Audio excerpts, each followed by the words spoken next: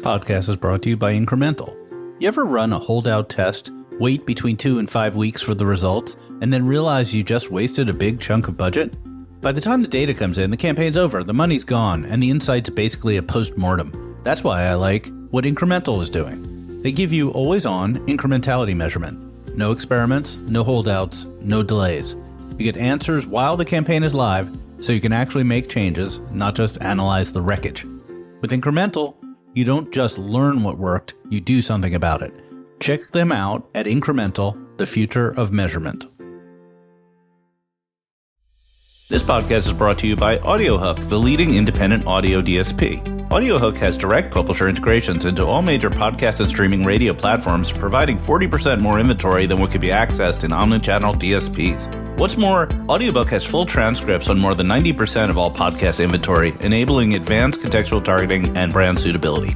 AudioHook is so confident that in addition to CPM buys, they offer the industry's only pay-for-performance option where brands can scale audio and podcasting with peace of mind knowing they are only paying for outcomes.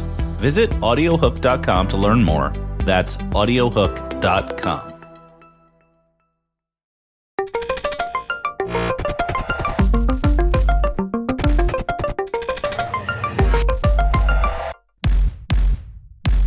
This is Ari Paparo. Today we have a special guest episode. So our friend Mike Shields at Next in Media has a great interview with Rich Bloom from Tubi, and he is in charge of creator programs. So he talks about how Tubi is bringing creators to the platform. We hope you enjoy this special guest episode from Next in Media.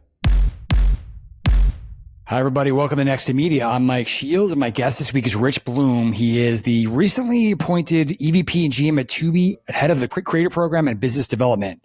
Do I have that right, Rich? How are you? You do have that right. I'm doing well, Mike. Thanks for having me on. Excited to talk to you. Like I said, you're pretty new there. Your job sounds very cool. It sounds like a collision of worlds that are growing in really interesting ways. So why don't you just tell us what this job is? What were you doing before? Yeah. So if it's okay, I'd love to start by giving like a quick overview of Tubi, and then I can tell you about my background. Yeah, because I think people know Tubi-ish, but not maybe, but it's probably good to catch everybody up because it's still really early. So Tubi is a free streaming service built for every fandom. We have significant scale. We have over 100 million monthly active users who are really passionate about Tubi. They watch over 1 billion hours a month on Tubi. We account now for about 2.2% of the total US TV viewing audience. You've been popping on that Nielsen Gauge chart in the last year or so, which people notice. We've been growing a lot. We have a really diverse young audience. Over half our audience is Gen Z and millennial. Almost 70% are cord cutters and cord nevers. So it's a really sought after, hard to reach audience that we have.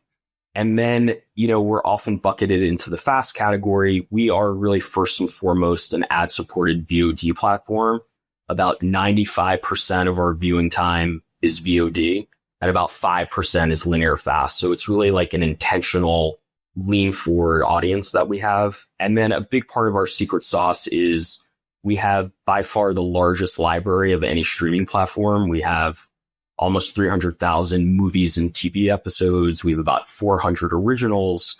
And then that's coupled with this really strong AI-driven programming that delivers the right content to the right viewer at the right time. Right. I think, you get lumped into that fast category, which is sort of an amorphous definition, but you're not so much about 5 zillion niche channels that are live linear ones. You're really like a brand and a destination with a huge library. That's kind of the way I think about it. That's a good way to think about it. And now I can tell you a little bit about my background and my role. So I joined Tubi about 3 months ago. Most recently, before Tubi, I was at Vimeo, where I was the GM of Vimeo OTT. And one thread throughout my career has been at Vimeo and previously at startups and other larger companies. I've worked with creators to give them opportunities to create original content, bring their existing content to build new audiences and build new business models. So that segues really well into my role at Tubi. I run this new creator program and also run business development. And my mandate is to provide creators as well as independent filmmakers with innovative and meaningful ways to work with Tubi. And we hear a lot from our fans, and we're really responsive to our fans that they want more unique IP. They want more authentic voices. And the top source they see for this are creators. So my main focus the last few months since joining has been conceptualizing and launching this program called Tubi for Creators. And the idea behind this is we're working with native digital creators and giving them a path to Hollywood that allows them to elevate their careers, elevate their businesses. And we think about it as taking the next step. And we want to do it in a way that's unique and allows them to preserve and amplify what already made them successful in the first place. Okay. Lots of questions about that program. Because I think you're at the heart of this question. I think a lot of people are asking, which is, you have these two very fast growing areas that are just streaming in general and ad supported streaming and the creator economy, and brands want to figure out both of them. The big overarching question is kind of like, are they going to grow separately and be distinct, or should they come together or not? And it's interesting that you're kind of exploring that. I want to get into that some of the specifics, but can you maybe, I was out of the loop on this. I learned about Sideline recently, which is a pretty interesting case study. I think it's before you got there, but it's an example of maybe how this collision might work well or not. But tell people about that project and how it worked and what you also learned about promotion and bringing the different audiences together. So Sideline was an original that we released last year. It came out of a desire to continue to serve our Gen Z audience by sourcing material from non-traditional places and working with non-traditional talent. So it's actually an adaptation of a novel from Wattpad that was really popular on Wattpad. So there's this built-in audience there. It starred Noah Beck, who's a huge TikTok star, who was really eager to make a crossover into acting. We casted him in the lead, and our bet really paid off. So it was the most successful original we've ever had. It brought in more new viewers than any title we've ever had. And, you had this combination of fans of the novel from Wattpad who came to watch it, a huge volume of fans of Noah Beck. And then not only did Noah Beck activate his fans, but his fans activated broader audiences. So we had a few clips from the movie that went viral on TikTok. There was one audio in general of nice catch quarterback that, you had NFL teams replicating celebrities, other creators, and it just created this viral loop that just kept driving audience to us to watch the movie. Okay. So there's a bunch of pieces there. This has every element of this is going to go wrong, right? Like Hollywood saying, let's put a TikTok kid in a movie. That'll work. And that sounds like that's going to go bad. Trying to get the presumption is you can't get TikTok viewers to come to television. They're young. They don't like that, the interface experience. Everybody wants to make a viral thing like that happen. I wonder if you can engineer that at all. So why did this work? Because it could have gone wrong in so many ways. Yeah. I mean, look, I think it was a combination of a lot of factors that went right. I do think the underlying IP being something that, the majority of people that came to watch it certainly had not read the book on Wattpad, but you had some users who had. You had Noah Beck, who was really innovative. The movie was good and it was really entertaining.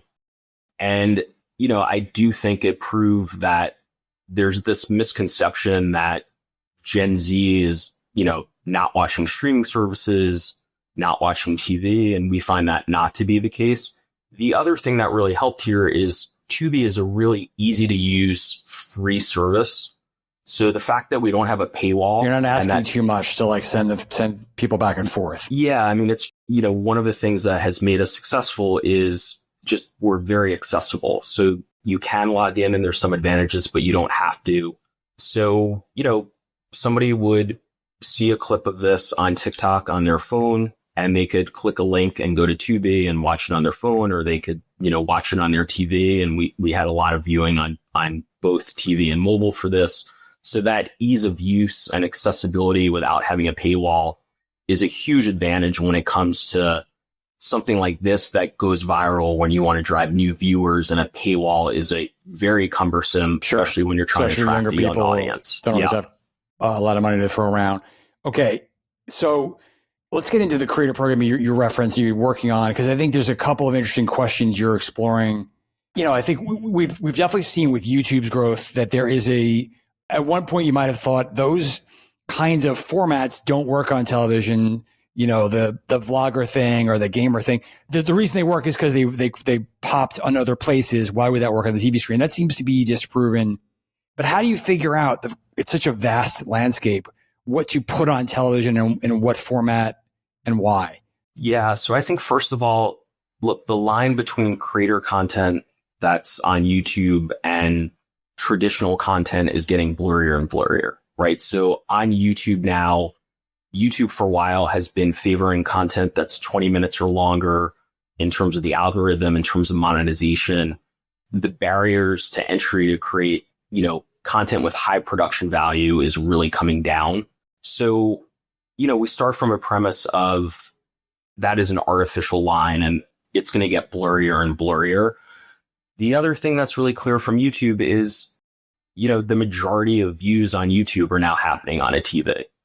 Right. And we're seeing creators cross over more and more and have their shows on streaming services. So we look at it as there's a big pool of talent that are talented in front of and behind the camera, creating high quality content that's already being consumed on TV and has the opportunity to be consumed on TV more. And we see that as a huge opportunity. In terms of which formats are going to work best, the idea behind our program is Tubi for creators. Initially, we are focused on those creators already creating longer form content, and we're giving them an opportunity to have their content on Tubi, reach a larger audience, get incremental monetization. Our starting place is focusing on genres that already do well on Tubi, but being experimental and open with the formats that we're going to try. So for instance, and we launched the program about 6 weeks ago. So we launched the program. So it's real early. It's real early, but it's moving fast. So we launched the program with about 6 creators, about 500 episodes of content. 6 weeks later, we have almost 50 creators and over 5,000 episodes of content. So it's moving fast. We're seeing amazing performance. We're seeing huge engagement with this content. And we're focused on bringing in content right now in the genres that already do well on Tubi. So a couple of examples of that are coming of age stories, right? Like Sidelines. So we have creators like Kaniger Dion and Dan and Raya who make these great teen drama series. Black entertainment's a really big category for us. And we have creators like Funny Mike and the Prince family who are doing really well. Thriller and horror is a big category for us. And there's some really talented creators there like Watcher creating, really high quality episodic content. And this content is really resonating with our audience. It's generally 20 minutes or longer, very high production value. And we're featuring it on Tubi in something called the Creatorverse, where we house all of the creator content and viewers are discovering content there.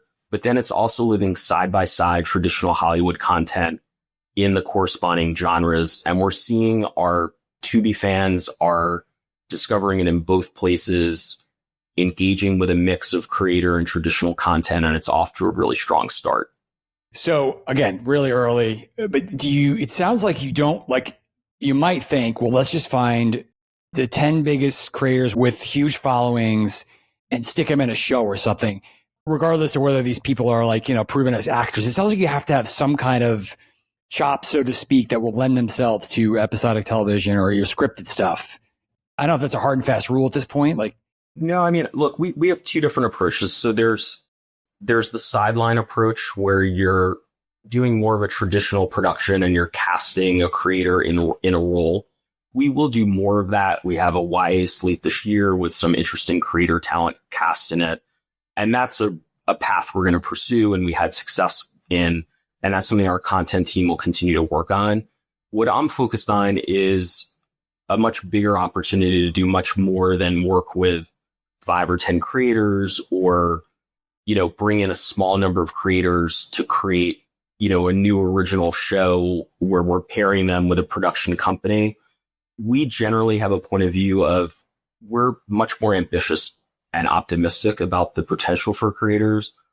Our point of view is creators are the new media startups. They are sophisticated. They're producing content. They own IP. They have huge distribution channels. They have giant fan bases who are really loyal. And we are really betting on creators and believe there's a wide variety of creators that are a fit for Tubi and a fit for streaming platforms. And so we're starting with this really simple way to get them on the platform by taking content they're already producing for YouTube and other platforms and bringing it to Tubi. And then we're seeing what content performs well. And we're already going out to creators who are in our first cohort of launch partners. With a little bit of learning, like this is what we should do next time. Well, it's less prescriptive than that. It's more your content is performing really well, and we are going to invest in them to help fund production for them to level up what they're doing a little bit. What I hear from creators is not, I want to get paired with a production company and create a traditional TV show. It's if I could increase my budget by 50 or 100%, I could 3x the quality of what I'm doing, and I have a clear vision of what I want to do. So our approach is really to make those bets. And, out of the gate, it's to be pretty hands-off and give them a huge amount of creative freedom and make bets on creators that are performing well. And, one of the bets we're making is we trust creators know what their fans want, and they've demonstrated they know what they're doing already. Yes. And we're trusting them with budgets and to manage those budgets and to deliver content. And we're going to deliver it to our audience. So, we're working on our first few deals with creators that, joined us just 6 weeks ago, and we saw really strong performance. And, we want to give them the support of up-leveling their production, giving them access to this broader audience. About 35% of our audience is not on YouTube at all, which is a pretty big incremental audience considering the footprint. Yeah, it's hard to find that. Yeah, and we think we can then have this content that is exclusive to Tubi for a period of time. But we also, again, want to be really creator friendly. So creators will get funding for production. We'll have an exclusive window. We think that will drive some of their fans, and then we can bring them new audience. And at the end of that window, they own that IP. They can distribute it other places. And we think it's going to be a win-win for them, for our fans, for their fans that already exist, and for Tubi and for our advertisers ultimately. I imagine that ownership thing is key. They don't want to they're used to doing that, or used to having that be automatic, and they don't want to give that up. One thing you are seeing, like, at the same time as your program, you're seeing a lot more creators come to FAST, but it's a little bit more like, let's take your almost quote unquote your reruns, like your library content, and just populate a FAST channel. I'm not saying there's anything wrong with that, but it feels like another way to get a check versus you got to have people that are pretty invested in this and are trying to help you bring the audiences back and forth. Is that pretty accurate? I actually view it differently. I actually think that some of these creators have more to gain than traditional media does in distributing their existing library, whether it's FAST or VOD, right? I mean, people on the traditional side, the thinking is you have this library of content, you have this IP, and you should find the best way to exploit it and the best way to build more audiences. And I think it's even more true for creators who often only distribute to YouTube and social and don't reach a lot of audiences that don't go there. And frankly, a lot of those audiences don't really understand what's there. So my point of view is it's complementary. Like, there's a really valid and valuable pathway to distribute existing content to streaming platforms, whether that's FAST or AVOD or SVOD, drive incremental revenue, build new audience. And it's frankly a low friction way to do it. As a platform, we view it as a way to get really high quality content that's unique for our viewers that they're going to enjoy. And then when we take that step of bringing exclusive content, we've already built up a new audience who's a fan of the library content, and vice versa. There are a few deals we're doing where out of the gate, we're getting exclusive content. And in all of those cases, we want to get not just the exclusive content, but get some mix of their catalog content. Because our view is once we have a viewer engage with that content and become a fan of that creator, we want them to be able to go down a rabbit hole to watch other content. Okay, so there is a library play for this, even you're kind of bringing those two strategies together. That's interesting. Yeah, and I think for creators, it's a way for them to, bring a large mix of exclusive and non-exclusive content and really, serve existing and build new fan bases. Like any media company would, like any production company would, right? Exactly. Okay. Obvious question here is, how can or should brands get involved? Like, is this just yet another source of great inventory? Is this like a way to, reach these particular audiences, which is great? Or are there ways for brands to get involved at a deeper level? We think there's going to be some really interesting ways for brands to get involved in this. So right now we're a month and a half in, we're primarily focused on getting this program to scale, increasing engagement, increasing the amount of viewing time on it, but it is progressing really quickly. So we're actually about to give brands the opportunity to sponsor what I mentioned as the Creatorverse, which is the home base where all this content lives on Tubi. We're going to give brands the opportunity to buy inventory directly in creator content. And then in the, not too distant future, it's a natural place to have brands get involved in branded content and product integrations. We potentially see opportunities for brands to help fund original production from creators who are successful in the platform and potentially include native integrations in the content. So, it's something our sales team's really excited about. The other thing that we think is going to be really valuable here is we're creating this full ecosystem with creators, right? We're already up to 50 creators. We'll soon be to hundreds of creators with a really large library of content.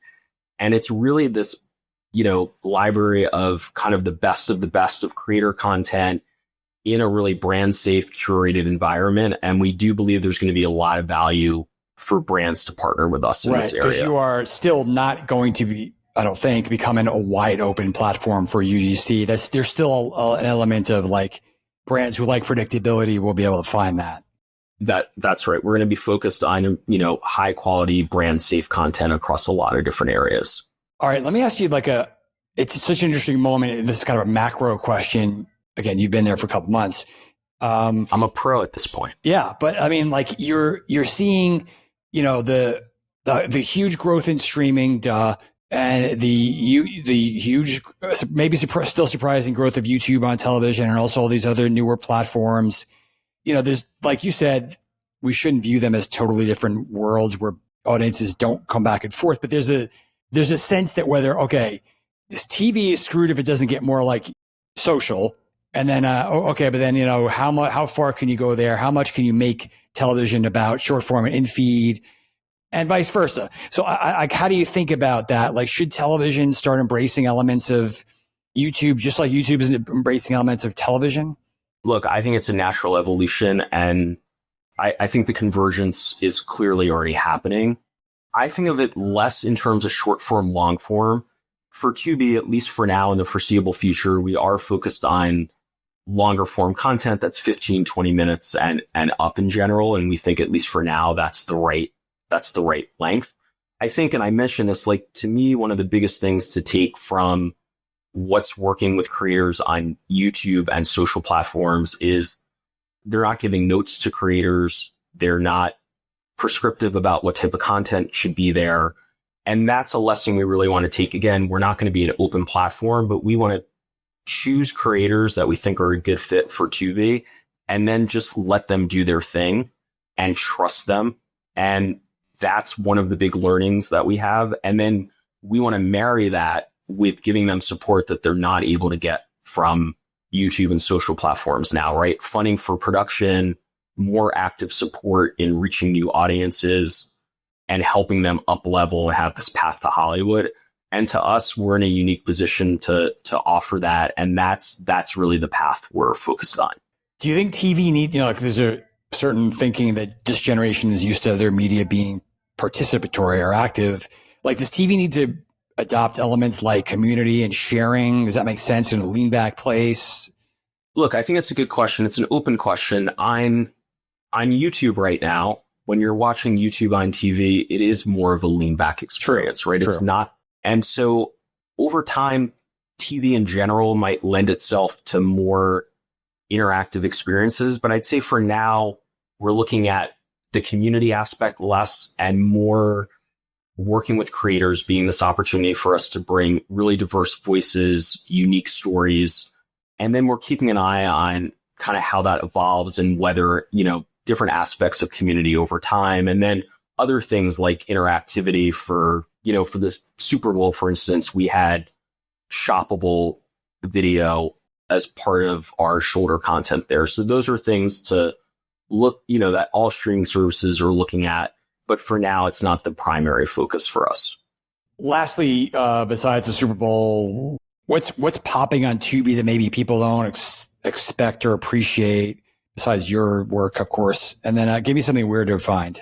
So I wouldn't point to just one thing on Tubi that people might not be aware of. I think the really unique thing about Tubi is we have, because of the breadth and depth of our library, we're just feeding all these different fandoms. And there's so many different unique things with these really, really passionate fans. And, we see these things on social of, people talking about Tubi movies, which are original movies from really independent filmmakers. And to me, what's unique about Tubi is you have these subreddits where people are talking about these Tubi movies and original series. Like one thing doing great right now from a creator named Big Jaw is this series called The Lesbian Homie.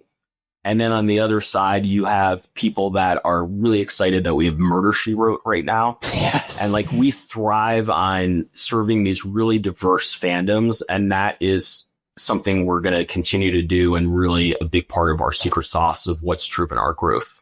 My question about Murder, She Wrote is, why would you ever hang out with her if you knew that character? Because someone always dies wherever she goes. That's just It's a question. It is I've had for a a long risky time. proposition. Right. We're going to get to the bottom of it. Right. All right. On that note, let's leave the mystery there. Awesome conversation, Rich. Fascinating stuff. Let's talk again. All right. Thanks, Mike. I really appreciate it. Thank you. Thank you for subscribing to Marketecture.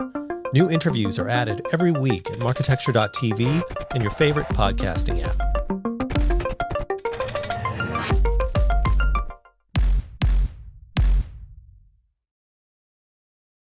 Thank you for listening to the Marketecture Podcast. New episodes come out every Friday, and an insightful vendor interview is published each Monday. You can subscribe to our library of hundreds of executive interviews at marketecture.tv. You can also sign up for free for our weekly newsletter with my original strategic insights on the week's news at news.marketecture.tv. And if you're feeling social, we operate a vibrant Slack community that you can apply to join at adtechgod.com.